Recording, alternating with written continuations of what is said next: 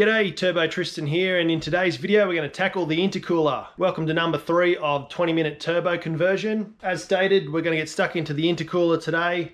There's been 3 or 4 different changes in the way I've done it. Firstly, I looked at using the factory Nissan Pulsar intercooler. I've had an idea in my mind that it would go alongside the radiator and fit nicely there and not have to move or cut anything and run nice short intercooler pipes. It was way too fat. I was almost 3.5–4 inches thick core, so it was a pretty decent intercooler. It just wouldn't work in this application. Then I used my eBay intercooler kit. It worked.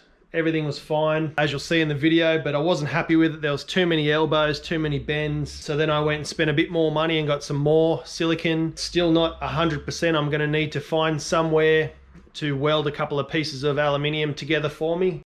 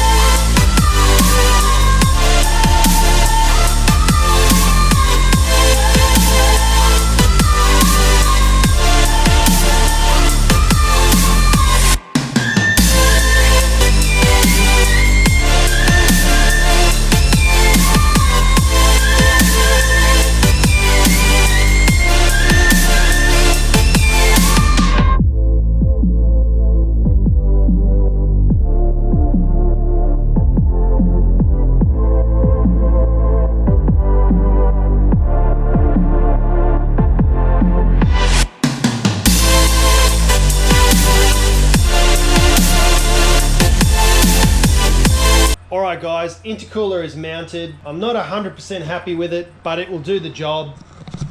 These intercooler pipes here, I'm not too happy with. It will work, that's no drama, but I'm worried it's gonna knock and rattle. Once I tighten that down with that clamp, I'll see, but I wanna just turn this 45 degrees and then get a straight pipe made over there and get a new reducer there, or see what happens, see how the money goes. That will work, but it's messy. So the cooler's mounted. It's not 100% in the center, but it's pretty close. It's not about looking good, it's about working. There's the brackets that I hacked up and made with the self tappers. That's not going anywhere. Intercooler runs nice and tight around there. I did a bit of a clearance there, as you'll see on the time lapse. Just put a slot in that and smashed it back. All right, so you would have just seen a 95% complete intercooler system for the project. I wasn't happy with it. I didn't like it. There was too many bends. Gone ahead and created more problems for myself by trying to do things on the cheap. The poor man always pays twice. I'm gonna have to go and get something custom made, but it's not the end of the world. So I'll just show you what I've got done. Put an angle here. I bought a 45 reducer with some straight pipe. Now that's going to go on there, and then as you can see, about 1 inch or 2 short, 3 or 4 centimeters short there. Temporarily what I'm going to do is cut a piece of pipe that's about 3 inches long, stuff it down here, clamp it again on the other side, and use another silicone joiner. So it's not ideal, but it'll get me out of trouble for now. That's what you have to do when you're doing backyard things. I also had to take one of the 90-degree elbows. There was 2 sizes. There's the short one and then the long one. I had to trim up one end of the long one, so I've got a short elbow here and then a long piece here to make sure it goes up and clears through the guard. I'll need to put a bead roll on that, but otherwise I'm pretty happy with that. It's pretty simple system. All right, so intercooler's done. For the final time, I'll show you what that looks like. Black elbow, 45-degree reducer, straight out of the throttle body to a straight pipe. I've put a small 3 or 4 inch piece of pipe in there just for now. Temporarily, I will take the spare pipes I do have and get them to extend it by 3 or 4 inches, and then I'll just swap that out later on. It is dodgy, but it will work, so I'm not worried about that. I've also shortened up these water lines here so that they're less likely to kink or anything like that. Down through the factory hole there to a 90 and another 90 through the intercooler 90-degree bend, 90-degree bend, 90-degree bend, back to black. So we've got black, black at each end. The rest of it's red. I was worried I'd have a big mishmash of 50 different colors and sizes and hoses. As always, I make do with what I can. And it worked out pretty well. I'm happy with that. That will work perfectly. No concerns at all with any of that. I've gone ahead and used the grinder and trimmed off just the inside lip there of the bar so that we get a little bit more clearance. Now on to the jobs that I've been dreading, which is drop the oil pan. I do have a gasket here. Hopefully that's the right one. I do have the dump pipe already made and I can start the car. All right, so just draining the oil now. That's almost done. To get the sump off, there's like a aluminium, I'm going to call it a girdle, probably wrong, but some kind of a brace here that goes from the bottom of the engine to the back of the gearbox on both sides and then up. And you got to take that off first because all of these 10mm bolts all the way around the sump, you can't get to the back ones here. So we're going to do that. So I'll just pull this out now. So there's 14mm bolts and there's also 12mm bolts, and then you step down to 10mm that hold the sump on, and there's a few missing on this one. So that explains why it's all filthy down here.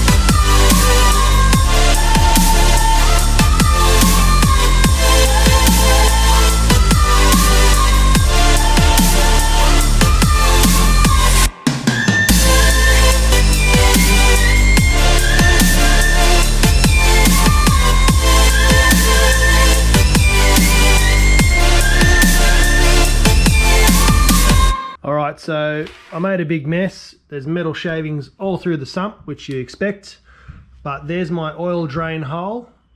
I made it nice and close so it won't come undone, so that flat edge there is going to rub against this on this side, so it's not going to twist. And that was my plan. In between two bolt holes, so I'll be able to do those up.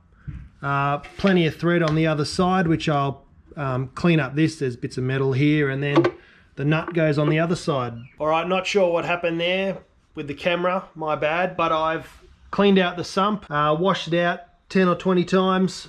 I'm very confident there's no metal shavings in there anymore. Put the gasket on and put the sealant back on. I've also installed the oil return feed. Gonna go put this back on the car now, so imagine me doing up a whole bunch of 10mm bolts. A whole afternoon on my back, skip lunch, just to try and get this oil pressure sensor out from the back of the engine block.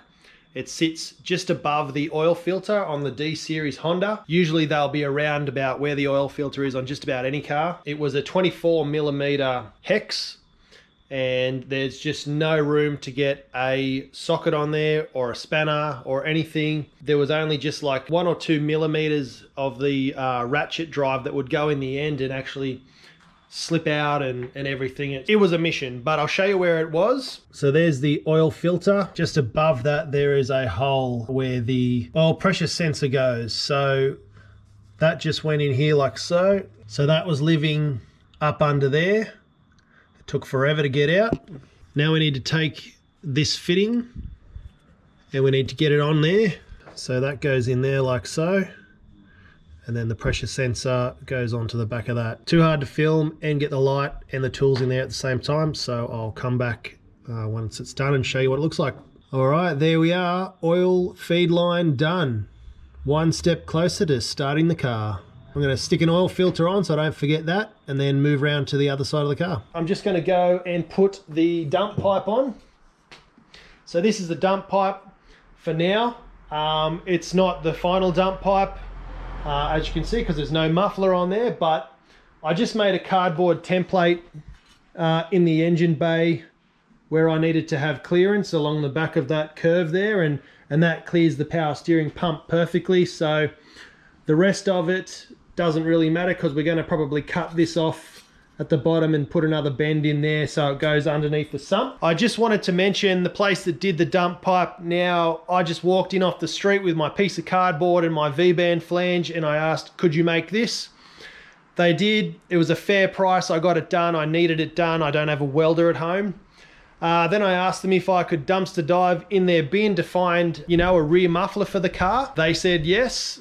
And I was lucky enough to find an SS V8 exhaust system, which I'll show you in just a moment. 2.5 inch in, 2.5 inch out, straight through rear muffler box. The guys that did my dump pipe were Dalda Exhausts in Dandenong. There they are there.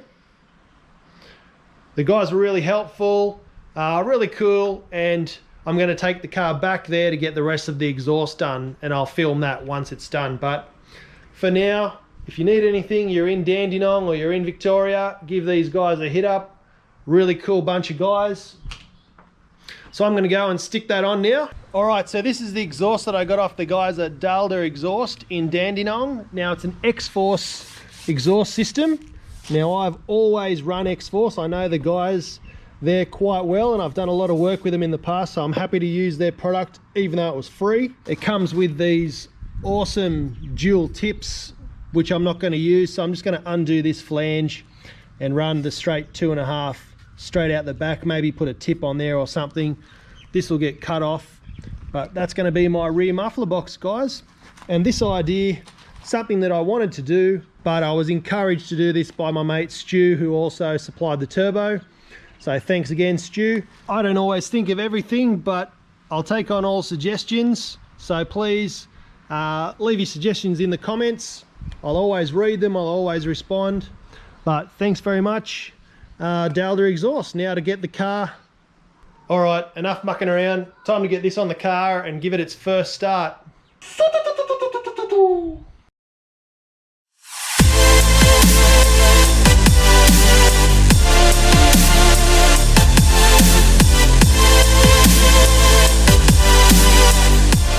Now is the stressful time. So stressed because even though I cleaned everything out really thoroughly, I'm really nervous that I've got some metal shavings in the sump, and that scares the crap out of me, to be honest.